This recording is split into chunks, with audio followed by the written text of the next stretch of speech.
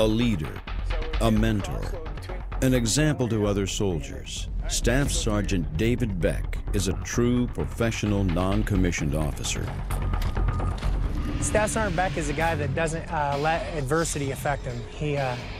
He always is mission focused. The mission always surrounds his soldiers. You gotta physically check your guy and make sure he's good to go. Staff Sergeant Beck is a highly decorated combat veteran whose awards include 5 Purple Hearts. His most recent Purple Heart was for a gunshot wound to the head while leading his squad on a combat patrol. On 12 June, I was leading a patrol up to the Nakabol district, Paktika province. We were set up in 2 separate groups. His element was going up the west side of the mountain, doing a bounding overwatch, when we engaged 3 different enemy elements in 3 different cardinal directions. The opening reports I got was Staff Sergeant Beck was shot in the head. He actually called me back on the radio to tell me that he was shot, but he was okay, could still function. And he led his squad for the rest of the firefight, which lasted around 3 hours. Once we got back to the trucks where we reconsolidated, he fell unconscious, and we needed a medevac for him. As soon as he recovered, Staff Sergeant Beck insisted on returning to his company. He wanted to continue leading his soldiers in combat operations while teaching them how to endure the emotional stress in combat. Sergeant Beck's, definitely a hands-on, leader. He's a person that, he's been there and done that. So I think his soldiers love that. A subject matter expert on tactical aspects of the job, Staff Sergeant Beck ensures that his squad is trained on all of the squad's weapons systems and prepared to go on patrol on a moment's notice. I've seen a wide variety of advice that Staff Sergeant Beck has mentored his soldiers on. He uses his heart to lead, which makes him a much better, more effective leader because the soldiers can understand and see where he's coming from. I don't think awards matter to any soldier who's truly a leader. I know they don't matter to Staff Sergeant Beck. He doesn't do what he does for an award. He does what he does for the soldiers. I'm Staff Sergeant David Beck. I'm a face of strength because I put my soldiers before myself.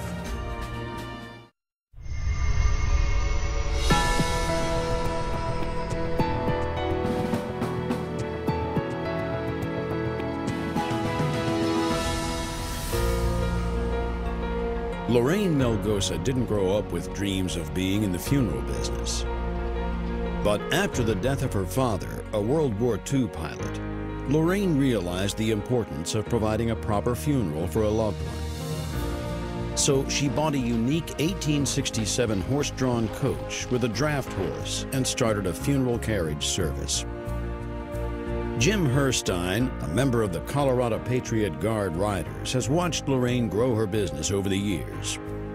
Lorraine had been in the funeral carriage business for a while, but when one of the locals, Justin Vasquez, was killed in action, she seemed to get the calling, and it really hit close to home, the cost of freedom for her and others in the community, and that's when she started providing the service at no charge to fallen military men and women. Lorraine doing my son's funeral gave her a sense of pride in what our servicemen and women are doing, and so I believe that's why she wanted to do this for other servicemen and women that have passed. Lorraine spends her time traveling around the western U.S., donating her services to families who've lost a soldier killed in action. I believe she understands the grief that the families are in. Expenses, the last thing that she wants them worrying about. And I also believe that's her contribution. The military service is a very honorable event with the rifle squad, the folding of the flag, the playing of taps. But when Lorraine and her horse and hearse are there, it adds so much to the honor and respect. Seeing the horse and carriage at the funeral was an honor.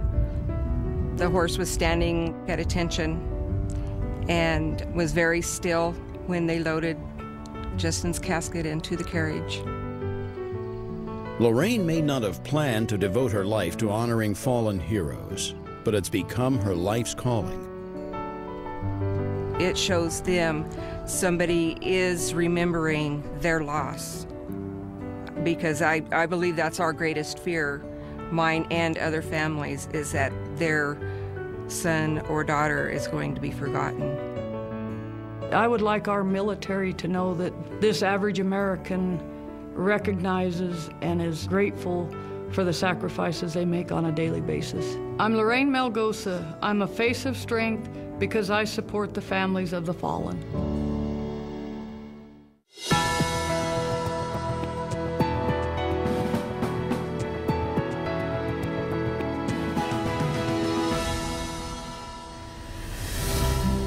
Retired military pilot Lieutenant Colonel James Graham lives a life of service that reaches beyond his Indiana community. Following his 28-year career with the Army National Guard, Graham used his military flight skills to support local charities in a civilian capacity. In 2005, Jim's charity went global. His son, then Major Rick Graham of the Army National Guard, was deployed to Afghanistan. And during a routine patrol in the mountains just east of Kabul, Rick and his unit stumbled on a refugee camp. They had absolutely nothing. They were living in holes in the ground where they could just dig out as much space as they could to try to get some protection from the elements. The unit returned with food, medicine, and doctors. One child in particular stood out, Kudrat, a 1-year-old with a serious heart problem. We couldn't just let this little baby die. My dad's the best guy I know to go to because he'll make something happen. Jim Graham jumped right into raising the funds needed to bring Kudrat and his father, Hakeem, to the United States so that Kudrat could receive the heart surgery he needed. During the stay, Graham and his wife, Roberta, became very close to Hakeem and Kudrat and welcomed these refugees into their home. Sadly, Kudrat passed away soon after his return to Afghanistan, but Graham's support of Hakeem and his community didn't end. Graham went on to raise over $13,000 to send to Hakeem, who used the money to build a small school and medical clinic. Inspired by what Hakeem did with the money, Jim and Roberta continued fundraising on Hakeem's behalf. The Grahams helped expand the startup school into a permanent place for boys and girls to get an education. Hakeem named the school Kudrat in honor of the child that brought the two families together. I know that he will continue to monitor very closely the needs of the boys and the girls and the families there in Afghanistan, and he will continue to pay attention to those needs and help when he can.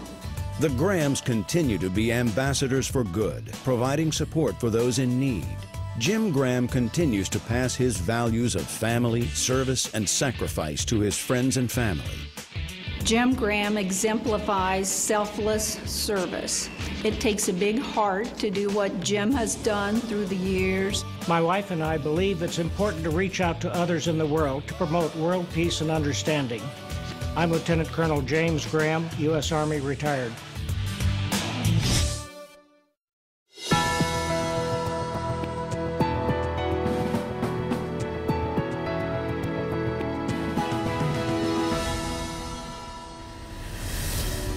Sergeant First Class Jarrett Jongema is a third-generation soldier who grew up playing war with his friends. When he eventually joined the Army, he found his passion, serving his country and fellow soldiers. In 2004, while deployed in Iraq, Jongema suffered serious life-threatening injuries. Jongema was acting as the gunner on his Humvee as part of a small convoy. While stopped on an overpass, a car with 500 pounds of explosives drove directly into his vehicle. The blast threw him 50 yards, impaling him on a wire fence hanging over the freeway. As Jongema hung there unconscious, he took intense enemy machine gun fire. He was believed to be dead. But Jongema's time had not come. Medics had to resuscitate him 4 times before they could begin to work on his severe injuries.